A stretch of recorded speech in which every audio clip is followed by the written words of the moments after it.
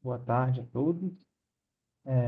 Estamos começando aqui mais uma reunião de trabalho do subprojeto P7, que trata aqui da plataforma digital. Nós estamos no projeto Demonstradores 2 e hoje a gente vai trazer para vocês uma proposta de funcionamento da plataforma. Tá? Tem algumas pessoas novas que estão participando aqui conosco. O Yuri é um colega da Ncam. Ele apresentou, inclusive, uma plataforma que eles estão desenvolvendo para a gente na semana passada. E aí eu chamei eles para a reunião de agora, né? Acho que pode ter bastante sinergia do que a gente está fazendo com o que eles estão fazendo. Tem uma outra empresa que já entrou em contato comigo também, que também está desenvolvendo uma plataforma, né? Em breve a gente traz isso para vocês também, tá? Então, muitas surpresas boas aqui para o nosso projeto. O assunto da reunião de hoje, né, como eu mencionei, é trazer para vocês uma proposta básica de modelo de funcionamento da plataforma e aí discutir com vocês. É uma proposta bem simples, né? E eu vou compartilhar minha tela aqui com vocês e aí a gente vai conversando, tá bom? Me avisem se vocês estiverem vendo minha tela aí. Estão vendo? Sim, Beleza, obrigado. Então, só para quem entrou depois, quem puder colocar lá o nome e a empresa, tá no chat, a gente vai fazer o controle para depois elaborar a ata da reunião. A gente vai disponibilizar os slides que a gente está passando aqui, a ata da reunião e o link para o vídeo no YouTube depois, caso alguém queira assistir novamente ou compartilhar dentro das suas respectivas organizações. Bom, então, o projeto Demonstradores 2 tem o subprojeto ou pacote de trabalho P7, que fala da plataforma digital. Essa, se eu não me engano, é a nossa quinta reunião para tratar do assunto, tá? E hoje, depois que a gente colheu as respostas dos três primeiros formulários que a gente mandou para vocês, das discussões que a gente já teve nas outras reuniões, a gente trouxe uma primeira proposta que a gente vai discutir na reunião de hoje a respeito do funcionamento dessa plataforma. E aí, claro, depois a gente pode refinar e discutir cada um dos tópicos que vai ser falado aqui, tá bom? Bom, a nossa proposta é de 9 passos para um desenvolvimento ou um serviço dentro da plataforma. Por que nós colocamos desenvolvimento ou serviço? Se nós enxergarmos o modelo de negócio tradicional das ferramentarias, né, elas desenvolvem um ferramental do zero até a entrega no tryout, homeline tryout, por aí vai. E nós já discutimos também nas outras reuniões que essa plataforma poderia servir para a contratação de serviços específicos. Então, ela ainda contempla esses dois modelos de negócio.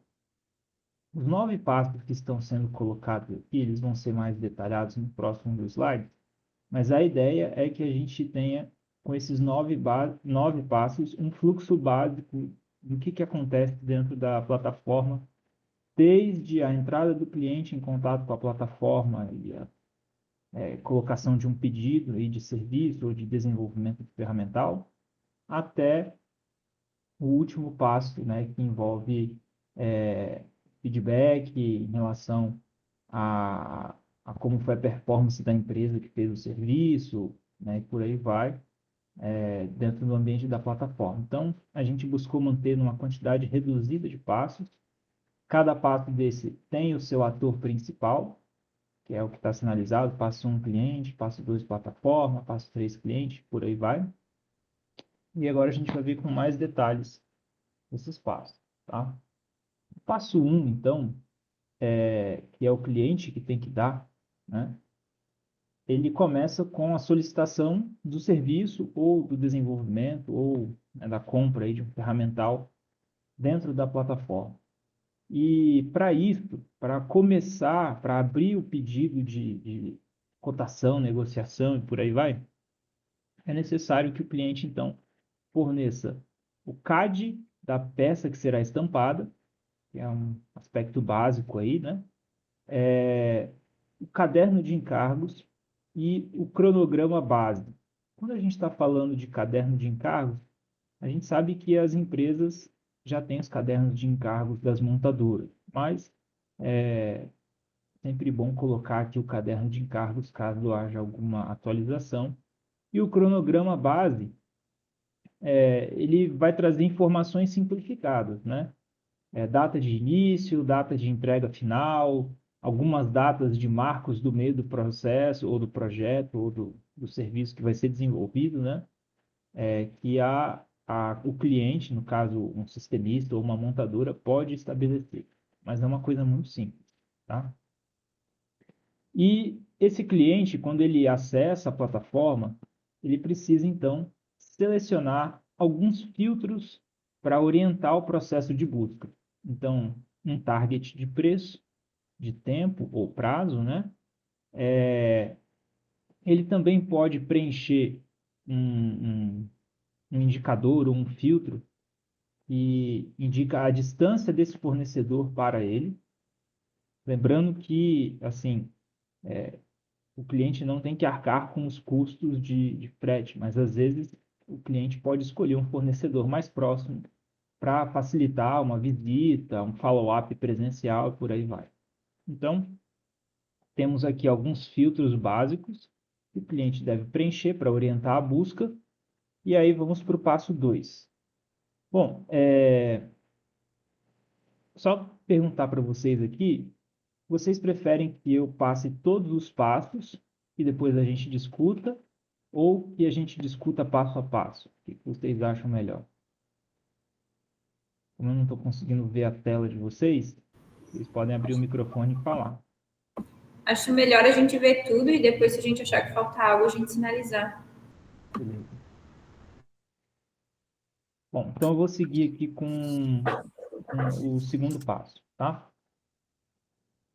O passo 2, então, é a plataforma que tem que dar agora, né? O cliente já fez a parte dele. A plataforma seleciona até 3 empresas fornecedores aí, né? Que atendam os filtros que foram colocados na pesquisa, seja completamente e preferencialmente completamente, ou caso não haja um atendimento completo de todos os critérios estabelecidos, um atendimento parcial, tá? E aí, isso é apresentado ao cliente, então volta ali através da plataforma, né, uma mensagem para o cliente, olha, temos 3 fornecedores aqui que atendem esses critérios e estão dispostos a fazer esse serviço que você colocou, né? E aí, junto com essa mensagem, o cliente ele tem acesso, então, através da interface da plataforma, às características dos fornecedores selecionados. Preço, tempo, distância ou a proximidade geográfica ali, né? A qualidade, que é um indicador que nós temos aqui. A gente pode fazer um indicador de qualidade, assim como nós temos nas outras plataformas, né? 5 estrelas e tal, por aí vai. E também um indicador que é diferente do indicador de qualidade, que é um indicador do recomendo. O que seria esse indicador do recomendo, tá? Digamos que a ferramentaria A tenha feito serviços aí para Toyota, Stellantis, GM, Volkswagen, essas 4 montadoras. E essas 4 montadoras, elas então, ao final do serviço, indicam que recomendam essa ferramentaria, essa empresa, né? Então, isso aparece como um indicador, quase como que um indicador de homologação, né? Não tem esse nome, Mas se a Toyota recomenda, se a GM recomenda, se a Volkswagen recomenda, isso passa a uma questão de qualidade, não só é, do nível 5 estrelas, mas a nível de homologação também, tá bom? Então, a questão das 5 estrelas, ilha da qualidade, do ranqueamento, é um indicador, o recomendo pode ser outro indicador. Até porque, às vezes, uma empresa que está entrando na plataforma, ela, tanto o nível de qualidade quanto o indicador de recomendo podem estar zerados, mas uma montadora sem ter feito um serviço lá pela plataforma, mas fazendo por fora, ou já tem o histórico com esse fornecedor, pode indicar a recomendação, tá? Então, isso é algo que a gente pode amadurecer mais. O terceiro passo, então, volta para o cliente. Então, o cliente ele precisa fazer a seleção de uma das empresas que foi recomendada pela plataforma, né? Ou ele pode cancelar essa seleção que foi dada pela plataforma e iniciar uma nova pesquisa redefinindo os seus filtros, tá? Então, a plataforma volta com uma informação para ele. Ele pode aceitar e escolher uma das empresas, ou então ele pode falar assim, não, eu quero baixar o meu nível de qualidade, ou eu quero aumentar ali a questão do custo para ver se eu consigo um outro fornecedor. Se não, ele aceita e segue a vida, né? Seguindo, a gente vai, passando para o lado positivo, a gente vai para o passo 4. Caso isso não aconteça, a gente volta então para o passo 1, né? Onde serão selecionadas mais 3 empresas e o processo vai seguindo. Passo 1, passo 2. Aprovando, então, o cliente ali, o sistemista ou a montadora, aprovando a contratação de um fornecedor, é necessário o passo 4, que é a formalização da contratação do serviço entre o cliente e a empresa fornecedora. E aí inicia-se a jornada de acompanhamento, de follow-up das atividades, ou de uma atividade só que vai ser executada, né? Depende do que vai ser negociado ali dentro da plataforma. E aí começa então o aporte financeiro inicial ao fornecedor. E uma coisa interessante aqui, né, que a gente coloca, é que quem faz o aporte ao fornecedor é a plataforma, tá? Não é o cliente. Então, a plataforma faz esse aporte financeiro inicial ao fornecedor. Nesse caso aqui, depois a gente pode discutir como que esse aporte se dá. Se o cliente ali, o sistemista ou a montadora vai fazer o primeiro aporte e a plataforma repassa direto. Enfim, isso aí é um outro aspecto que a gente pode aprofundar. Mas, seguindo, uma vez que foi contratado o fornecedor, então o cliente ele precisa, né, que é quem está demandando o serviço, entregar o restante das informações necessárias para a execução das atividades. Então, assim, a gente tinha pelo menos 3 informações básicas ali no início: CAD, caderno de encargos e o cronograma básico. Se houver alguma outra informação necessária, tolerância, matéria-prima, algum documento específico, então nesse passo o cliente tem que fornecer através aí do sistema da plataforma isso para o fornecedor que foi contratado. E aí a gente segue para o passo 6, que é com o fornecedor. Então, até agora, o fornecedor, a única coisa que ele teve que fazer era sinalizar que ele aceitava ou não, mas a plataforma meio que já fez esse filtro. Então, agora, o fornecedor do serviço, ele começa a atuar mais, vamos dizer assim, propriamente dito, né? Mais ativamente. Então, agora ele começa a realizar as atividades que foram contratadas e quando chega o momento de entrega ou conclusão de uma atividade, de uma etapa, né, do desenvolvimento, ele sinaliza isso através da plataforma, tá?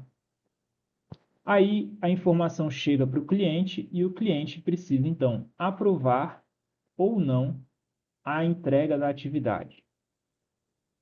Caso haja aprovação da entrega ou conclusão da atividade, então o cliente vai fazer o aporte para a plataforma, né, pagamento, e à medida que as etapas vão passando, se tiver mais de uma etapa, a plataforma vai pagando novamente naquele mesmo esquema que a gente vai propor para a solução de fluxo de caixa, né? Tentando não fazer aquele pagamento com 30 dias, 60 dias, 90 dias.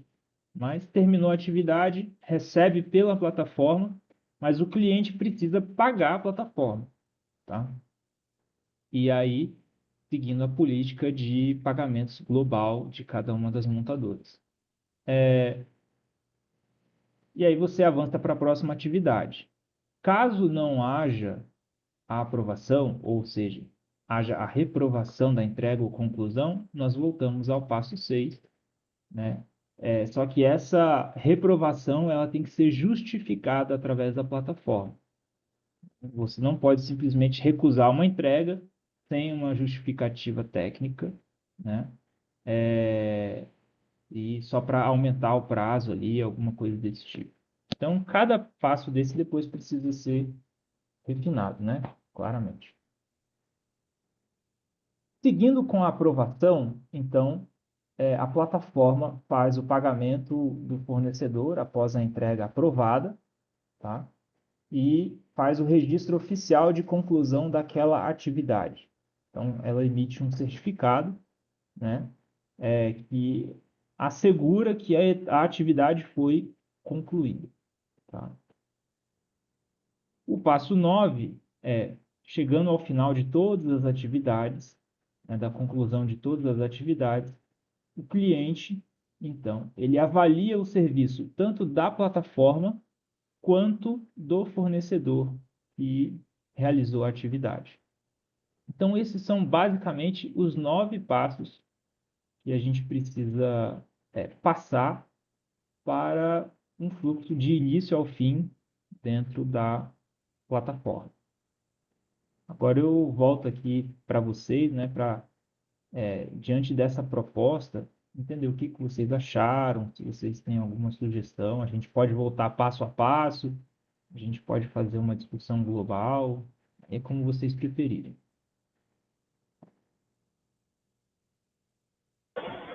Oi, André, é o Túlio do GM. Eu entrei um pouquinho atrasado. Dá para você me mostrar o passo 1, só para mim criar o raciocínio aqui? Claro. Então, o passo 1 é quando há uma solicitação do serviço por parte do cliente. Então, você como GM, Túlio, quer fabricar um ferramental. Então, você precisa abrir uma solicitação de serviço na plataforma, fornecer a matemática do produto, né, o CAD, da peça que vai ser estampada, um caderno de encargos básico, pode ser menos detalhado, mas o suficiente para que o orçamento seja feito, e um cronograma base, né, com as etapas macro aí, seja só início e fim, início, meio e fim, enfim. Como a gente tinha conversado que cada cliente pode definir as suas etapas, os seus guias, tá? E aí você precisa preencher também alguns filtros com critérios de preço, tempo, distância, né? E a gente pode pensar em outro critério, mas os 3 primeiros que a gente pensou foi preço, prazo, né, que é o tempo, e a distância. Diante disso, a plataforma faz o resto, né? Ela seleciona Tá 3 bom. empresas e aí segue o fluxo que a gente viu. Legal. Obrigado, André.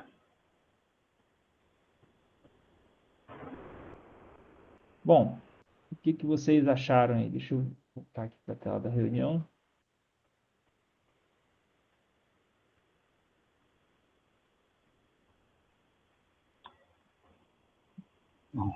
André, boa tarde. Diga aí, Tira uma Rogério. dúvida. Tudo bem? Uhum.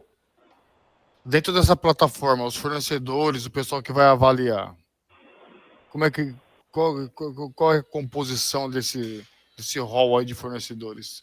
Quem os avaliou, quem os certificou? Uhum. Então, o nosso pensamento, Rogério, é que para que entre na plataforma, esse fornecedor ele tem que ter uma homologação mínima, certo?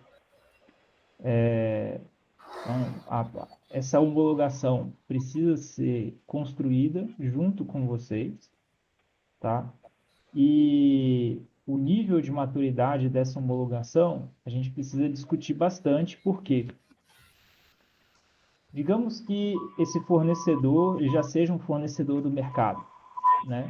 Ele já atende uma série de requisitos. Agora, se for uma empresa nova que montou e quer entrar para a plataforma, quais são os requisitos que ela precisa atender? Ela nunca forneceu para nenhuma montadora, para nenhum sistemista. Está entrando agora. Como que a gente trata esses casos? Então, a gente precisa definir, essa é uma parte que ainda não está amadurecida, é uma discussão que a gente vai ter aqui, né? Como que a gente pode fazer o ingresso de um fornecedor na plataforma. Mas parte-se do princípio que todos os fornecedores da plataforma estão minimamente homologados para atender as montadoras, tá? A gente pode fazer uma reunião só para discutir esse critério de entrada na plataforma.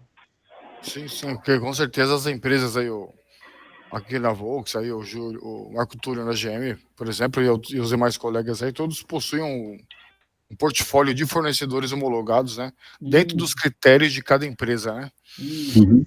E aí, inclusive, o que que a gente pode fazer, né?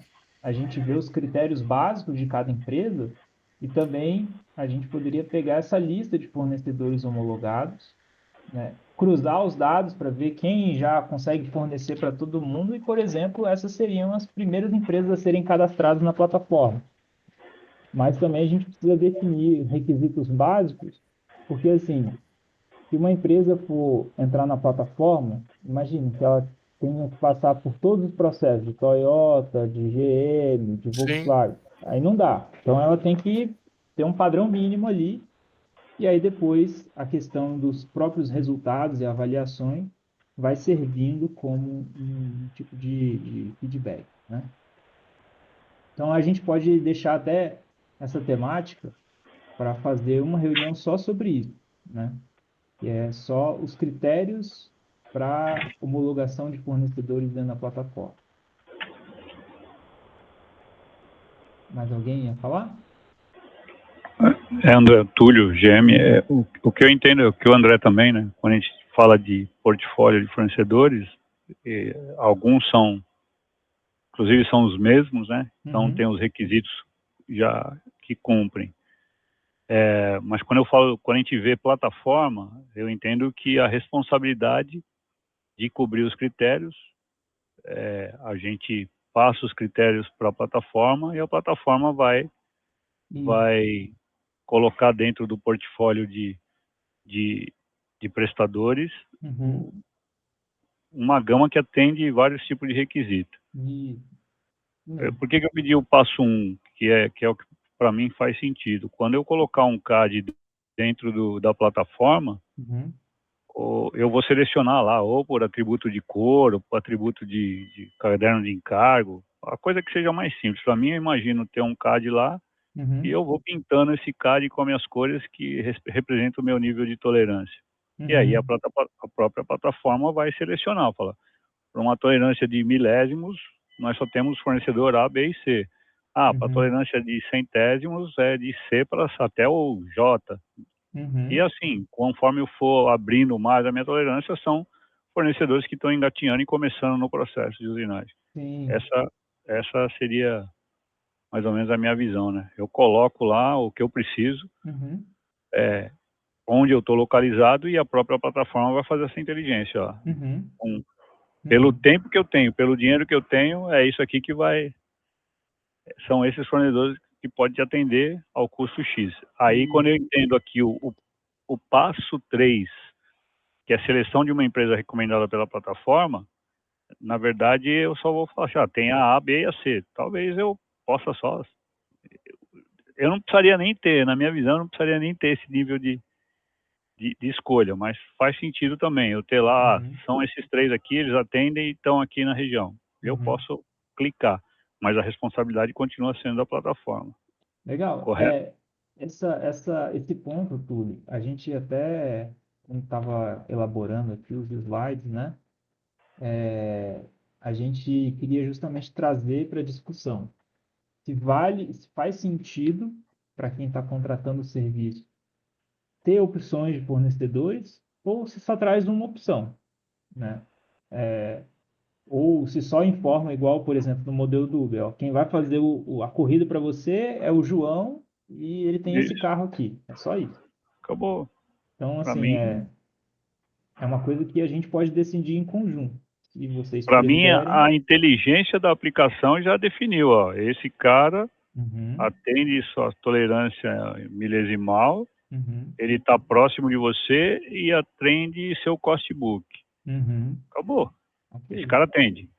Entregar no prazo que você precisa, ele é o cara. Aí é aí que entra a inteligência da aplicação de escolher qual é o nível de Uber, né? De Uber que vai usar. Esse aqui é o Black Master, porque é um serviço top, rápido e entrega precisa, tem que ser preciso. Legal. Desse jeito. Estou pensando assim, trouxe... né? Tô brainstorming, tá, sim, pessoal? sim, Não é absoluto nada, é a com certeza. Visão de futuro. Eu imagino a visão de futuro aqui, né? Só colocar ali e pinto nas cores que eu quero, a cor já significa a tolerância. Você faz a conta ali, vê quem é que atende e me responde, ó. Dia tal a peça vai estar entregue. A gente também trouxe essa opção de colocar 3 fornecedores com as características, porque acho que primeira ou segunda ou terceira reunião, a gente falou de um modelo híbrido, né, entre o que é o iFood e o que é o Uber. Então, nesse modelo híbrido, a gente pensou em dar um pouco de poder de decisão para o cliente. Mas, caso a ideia seja fazer com que a inteligência só traga o fornecedor, aí, beleza, né? Ok.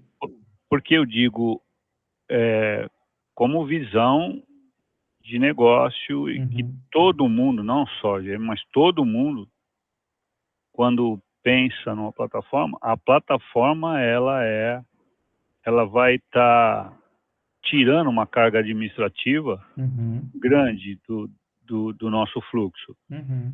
Então, tudo aquilo que eu faria para controlar um fornecedor, nível de segurança de informação, controle de contrato, todas as regras de compliance e cuidado com o processo, isso eu que estou associado à plataforma, a plataforma que vai cuidar disso. É essa visão que eu tenho.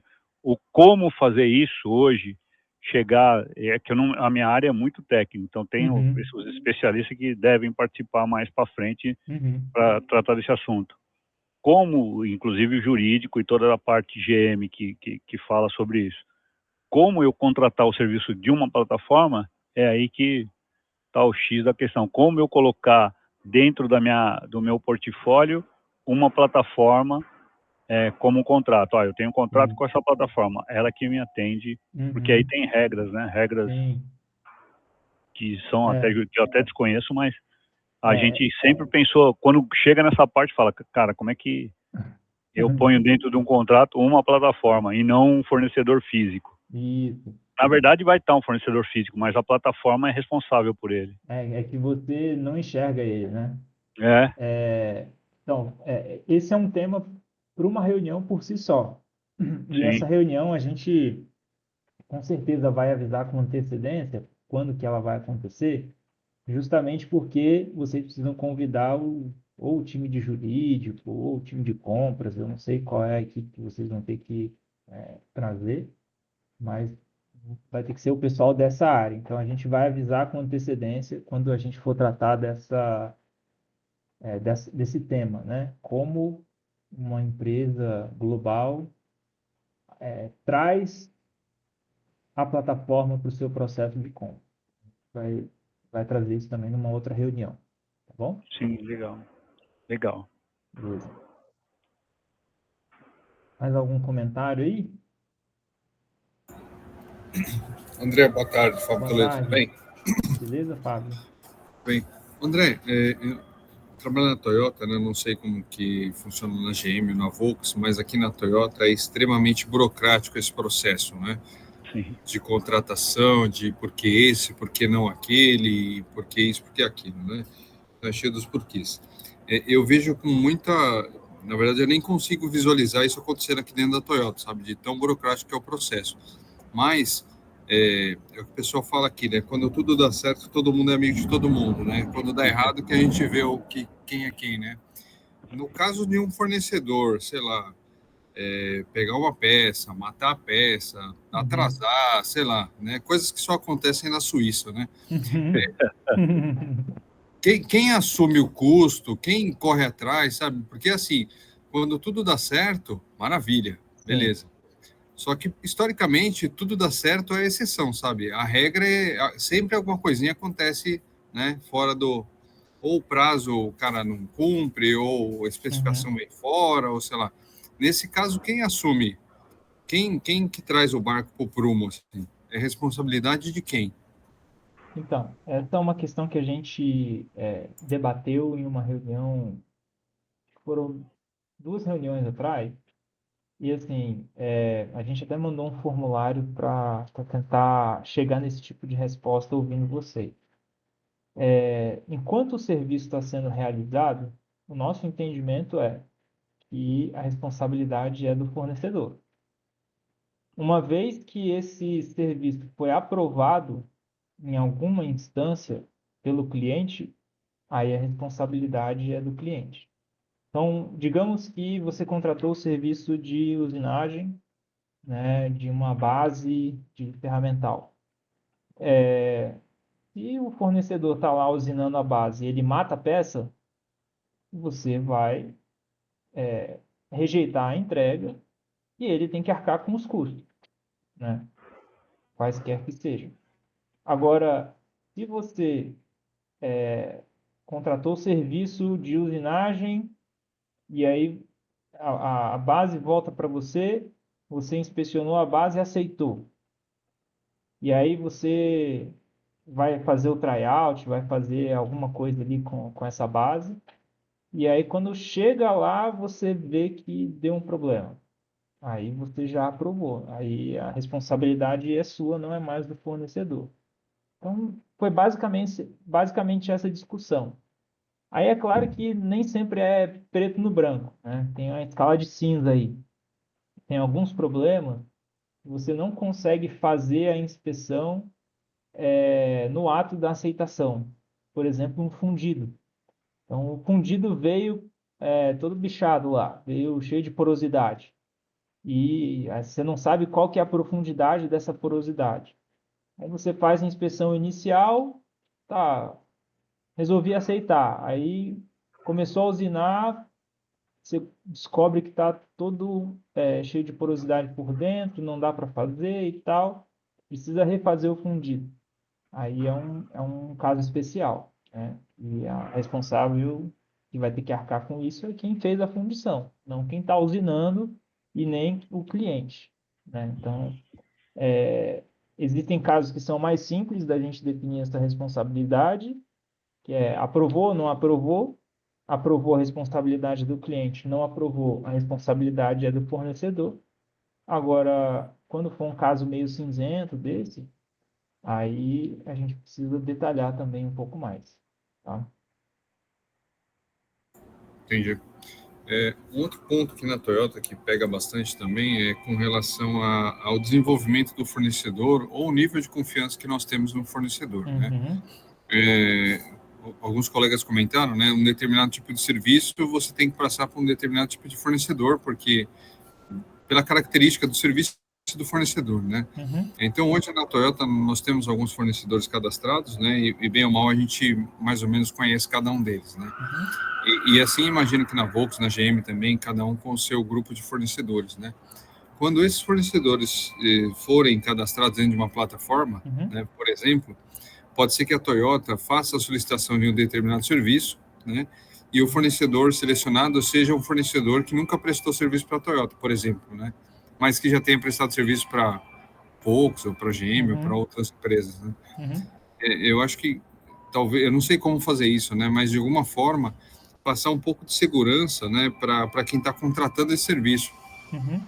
sei lá, a gente coloca para usinar um determinado serviço e como resultado dessa pesquisa vem lá, o fornecedor é o XYZ. Mas quem é essa empresa, né? Qual é o histórico, o que ele já fez, o que ele não fez. É igual quando você vai comprar alguma coisa no Mercado Livre e você lê lá os comentários, né? Ah, entregou bem, não entregou, ok, não ok. Então, talvez abrir um espaço para que o próprio cliente faça esse feedback para gerar esse banco de dados, entendeu? Legal. Então, é por isso que a gente colocou o passo 2, né? Vou voltar aqui a apresentação para vocês. Justamente com esse intuito. Tá. Então, quando a gente tem o passo 2, que é a seleção de até 3 empresas, no caso a gente discutiu, olha, pode ser só uma, só a empresa que você sabe que vai atender ali, né? A plataforma volta com a informação de quem vai ser essa empresa, e aí tem os indicadores, né? Os indicadores de preço, tempo e distância, que deu match com você, e ainda tem os indicadores de qualidade, ou ranqueamento. Essa plataforma, esse fornecedor aqui, ele está entre os 10 melhores fornecedores da plataforma, ele é 5 estrelas e tal, né? Já fez tantos serviços aqui dentro, enfim. Então, esse é um indicador de qualidade, de segurança, e o outro é a questão do recomendo. Então, imagina que, vamos tratar do cenário que você colocou, nunca fez serviço para a Toyota, mas já fez serviço para outras montadoras. Então, essas montadoras vão ter indicado o recomendo para esse fornecedor. Então, você vai saber que a GM recomenda, que a Volkswagen recomenda, que a Stellantis recomenda, que a Renault recomenda. Então, seu risco vai ser bem baixo, né? Então, a ideia do passo 2 é isso. No entanto, isso, como a gente ainda está fechando os requisitos, né, para o modo de funcionamento da plataforma, um outro padrão que a gente pode seguir é o seguinte: a gente só dá fornecedores que são homologados pela Toyota. Então, digamos que é a Toyota que está entrando e botando um pedido lá. A gente não vai procurar nenhum outro fornecedor no mercado que não seja homologado Toyota. Só que aí, para isso, a Toyota precisa informar quem são os fornecedores homologados, né? Caso não haja essa troca de informação na hora de fazer o cadastro, né, de quem são os fornecedores homologados, ou se em algum momento a Toyota sinaliza lá na plataforma que ela dá preferência para fornecedores homologados, mas também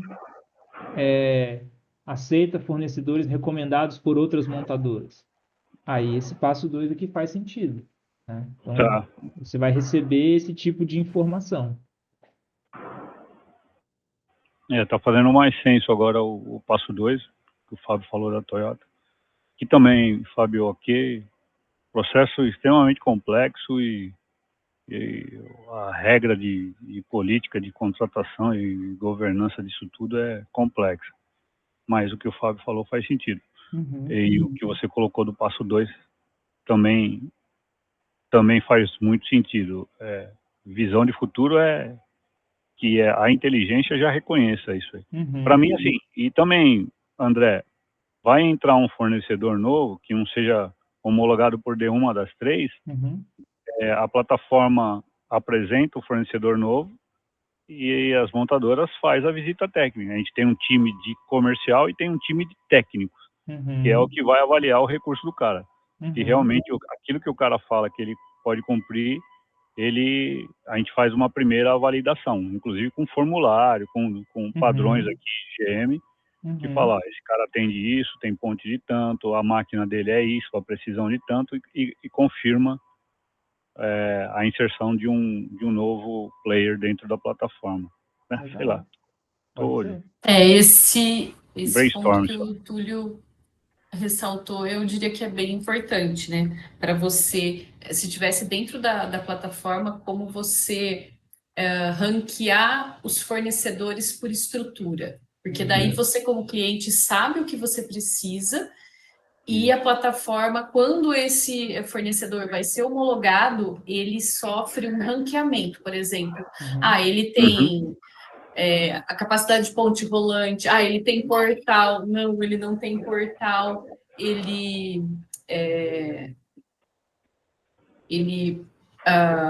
terceiriza isso.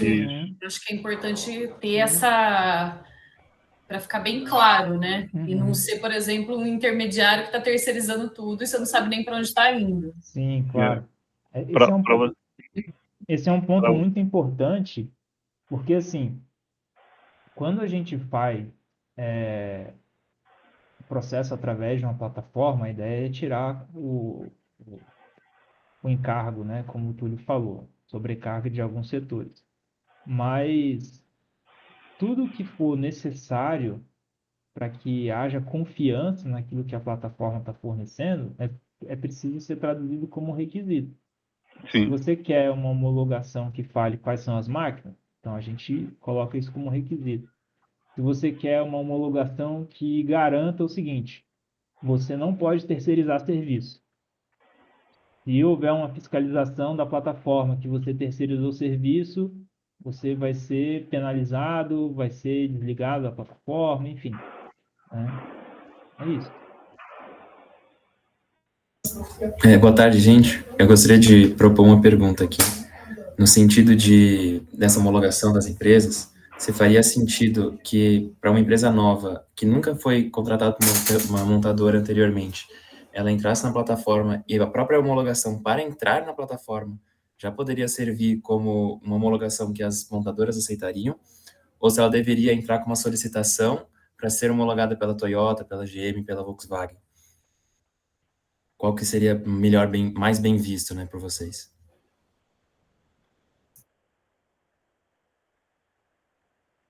Opa, desculpa. Desculpa aqui que eu tava numa outra aqui. Então, eu acho que o Túlio já tinha falado, né, que a ideia é fazer uma junta aí, né, das empresas e fazer uma verificação desse novo fornecedor cadastrado. Acho que essa pode ser uma saída. Outra saída, que aí tem que ver se as montadoras aceitariam, é que a plataforma tenha uma equipe de profissionais especializados para fazer esse tipo de certificação sem ter que o pessoal das montadoras juntar todo mundo e ir lá homologar um fornecedor. Né? Então, existe essa possibilidade também. Se você quer diminuir... Oi? Uma ideia, por exemplo, você poderia ter na plataforma para as montadoras poderem ver quem são os fornecedores novos que a plataforma homologou. E aí ela olha e fala, não, esse aqui me interessa, ele pode fazer parte do meu ranking de cotação, por exemplo. É uma sugestão. Só para ajudar a gente a pensar junto aí. Sim. A gente usa o conceito, o que a Gisele falou, quando eu comentei, porque o conceito que a gente usa aqui, como técnico, eu não posso ter influência em comercial. Mas o meu processista, quando ele sabe que ele está fazendo o processo de construção de um ferramental, né, que a gente faz aquele processo meio que distribuindo, pulverizando, ele tem um componente, ele pode fazer a seleção, falar, isso aqui é para um fornecedor classe A, isso aqui é para um fornecedor classe B. O que é isso? A gente cria uma matriz de fornecedor.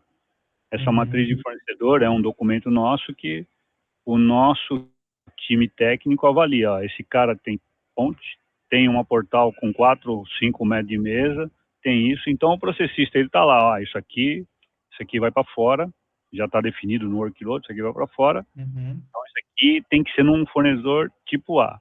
Ele tem o desenho aqui, ó. Fornecedor tipo A são os fornecedores que têm portal acima de 7 metros de mesa, sei lá. Vamos lá. Então, ele sabe, ó, isso aqui tem que ser para um nível A. Por que ele só fala que tem que ser um nível A? Porque ele não pode falar quem é o fornecedor. Sim. Quem define isso é o time de comercial.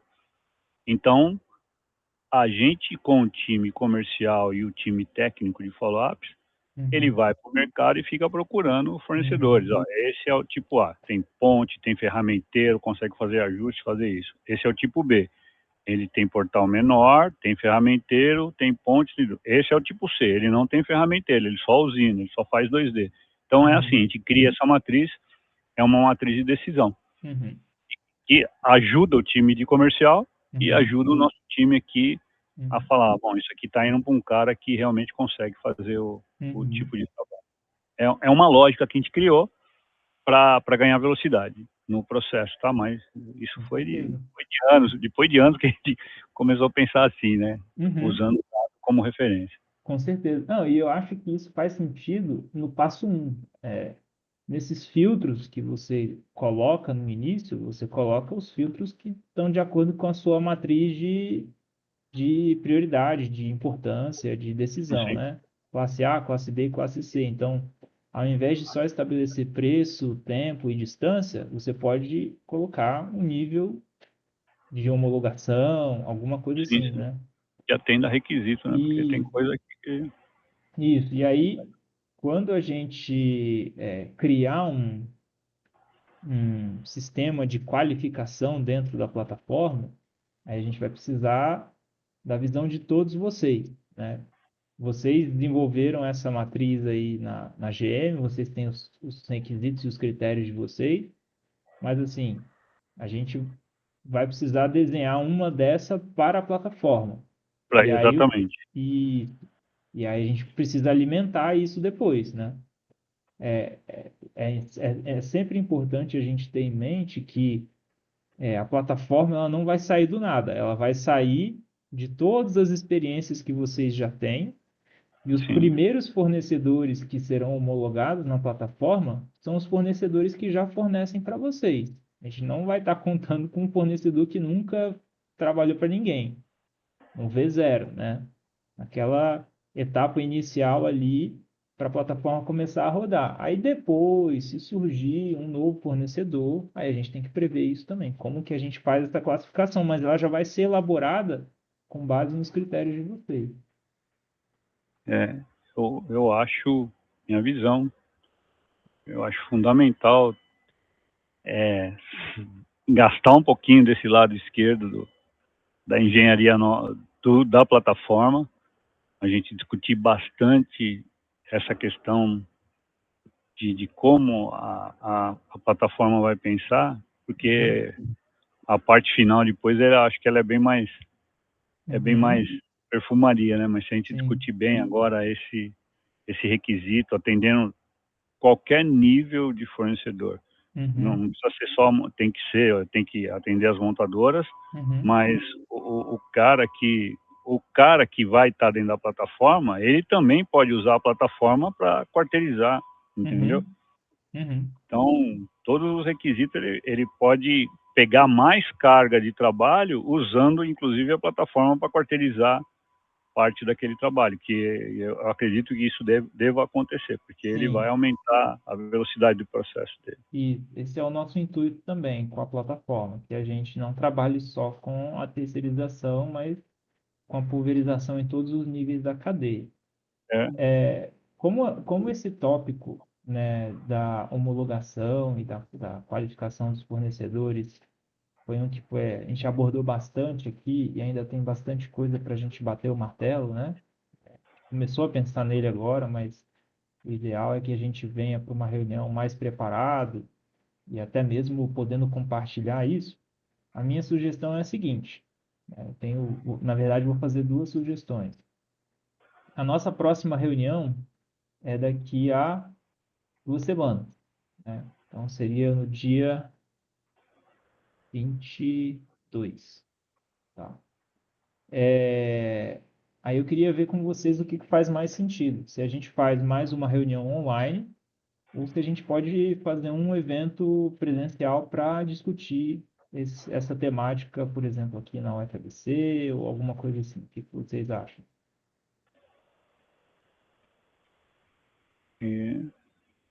Isso quando você diz presencial, aonde? Na UFABC, Federal da ABC. Tá aqui no ABC. Para mim tá fácil. Assim, caso seria problema também, né? Aqui na caso ABC não dê tem. para ser presencial, né? A gente sabe que, por exemplo, tem empresas aqui que estão um pouco mais distantes, né? A gente pode fazer a reunião online, mas assim, a gente já vem com uma tarefa de casa que é vocês pensarem em quais são esses requisitos, grupos de fornecedores que vocês têm, como que vocês classificam, fornecedor tipo A, tipo B, tipo C. Isso aí seria interessante vocês já virem para essa conversa do dia 22 munidos disso aí, entendeu? Para a gente meio que botar a mão na massa e tentar elaborar. E ainda, se vocês quiserem e puderem, se vocês quiserem compartilhar antes da reunião conosco, pode mandar para o meu e-mail. Olha, eu tenho mais ou menos essa matriz de fornecedores, esses tipos básicos aqui, e os requisitos para homologação são esses. Aí vocês podem mandar para a gente também, a gente processa esse material antes da reunião e a gente traz já algo mais mastigado. Ou então vocês chegam na reunião com esse material e a gente vai discutindo. O que vocês acham? Isso seria quando? Deixa eu ver aqui. 22. Aí, assim, pode ser online, não tem problema, mas a ideia seria que vocês já trouxessem isso mastigado. Uhum. Legal. André, eu tenho um ponto sobre essa discussão da escolha do fornecedor. Eu acho que é bem válida gastar uma reunião inteira assim só nesse aspecto, que ele define bem como vai funcionar o business model, né, desse processo. E eu acho que é legal o pessoal que vai atuar como cliente colocar uma reflexão nesse aspecto, levando também em consideração que assim o trabalho como um todo dessa plataforma, né, que o MDIC está trazendo, de aumentar a produtividade da indústria no Brasil, né, para a gente poder alocar e produzir, atender essa demanda que existe, né. E um aspecto que eu acho que é importante nessa diferença entre ser um iFood ou ser um Uber é que, levando no lado de iFood, os clientes, eles teriam basicamente o mesmo modelo que tem hoje, né? A única diferença seria que teria um funil ali o acesso para pesquisa, para tu comparar os fornecedores seria unificado. Mas, olhando com o lado mais de Uber, né, tem um algoritmo mais inteligente com acesso, por exemplo, ao agendamento de cada máquina, os fornecedores, né, sabendo o gargalo que essas máquinas vão ter, que os fornecedores têm, talvez tire um pouco esse viés cognitivo que os clientes teriam de preferência por um fornecedor ou outro, né? Às vezes eles já têm uma confiança, já trabalharam com um e estão acostumados aí com esse, então eles vão confiar mais, e isso gera esse viés, né?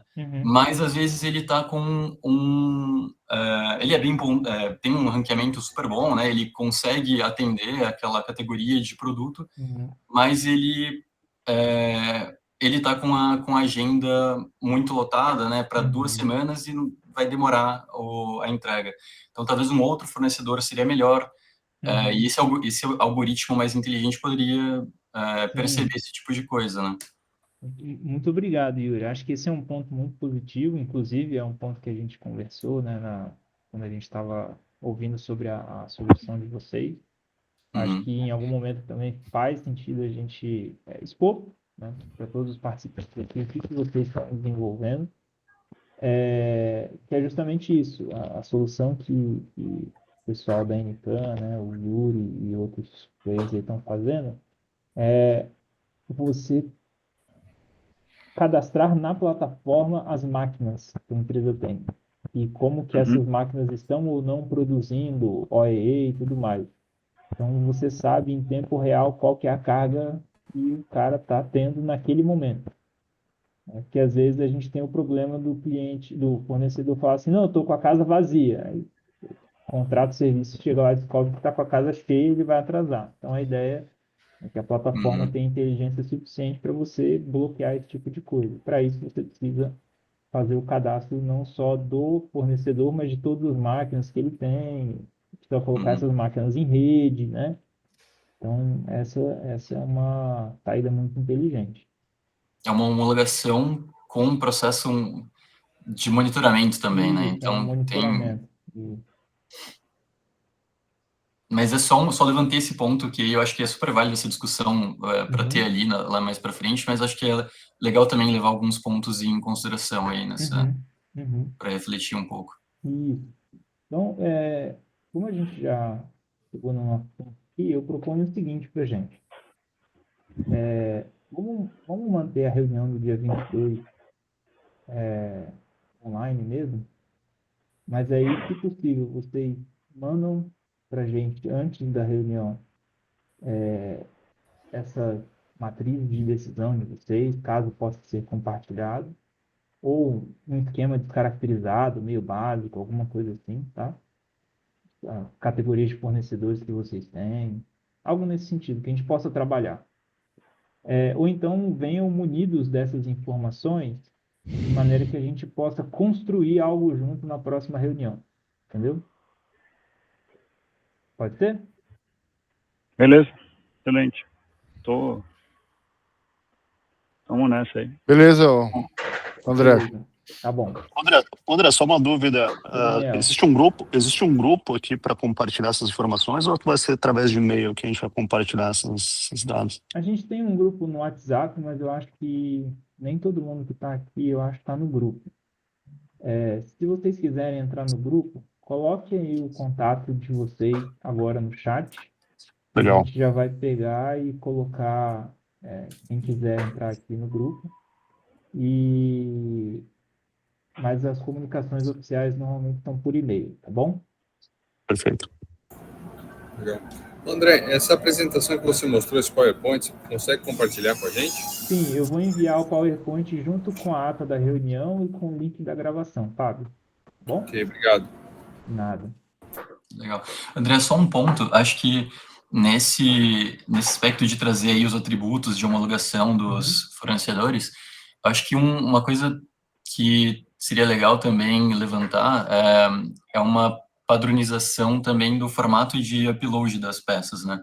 Então, o tipo de a extensão, né? Um STEP AP242, com mapa de cores definido, né? Para se fosse possível a gente poder padronizar tudo isso, acho que facilitaria bastante toda a pipeline.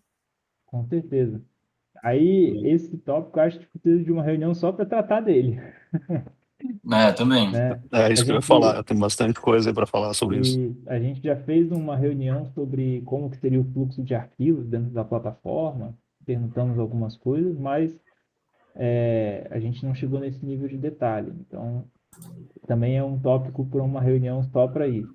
Então, a gente já saiu aqui, foi muito boa a discussão hoje, e eu agradeço a vocês, mas a gente já saiu com pelo menos 3 tópicos de reunião. A próxima, que é os requisitos de homologação dentro de fornecedores na plataforma, que é a reunião do dia 22. Depois nós temos essa aí, que você falou agora, né, uma padronização de como as entradas vão se dar dentro da plataforma. E a outra, né, que a gente chegou a falar no meio da reunião, agora me fugiu a mente. Tinha mais uma que a gente montou. Depois eu vejo a gravação da reunião e eu tento achar aqui. Mas tem pelo menos 3 temas de reunião que a gente já tocou aqui hoje, que precisa de uma reunião só para tratar disso. Acho que o ponto de aprovação, né? Isso, a responsabilidade. Isso. A responsabilização. Isso. Tá bom? Perfeito. Beleza, pessoal. Obrigado. Então, eu vou pegar os números aqui do pessoal que colocou o telefone, já vamos adicionar lá no grupo do WhatsApp, tá bom? Mas as comunicações oficiais sempre são por e-mail. Diga aí, Henrique.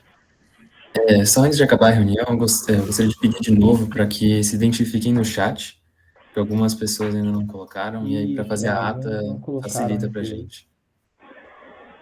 Nome e empresa, por favor. Isso, muito obrigado.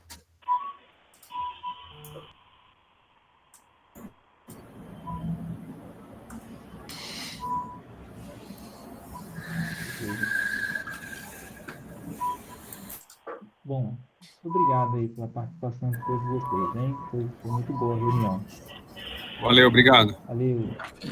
Valeu, André. Até mais, obrigado, pessoal. Valeu, pessoal. Tchau, tchau. Até mais. Ô, André, até mais. Tchau, tchau. Tchau, tchau. Tchau, tchau.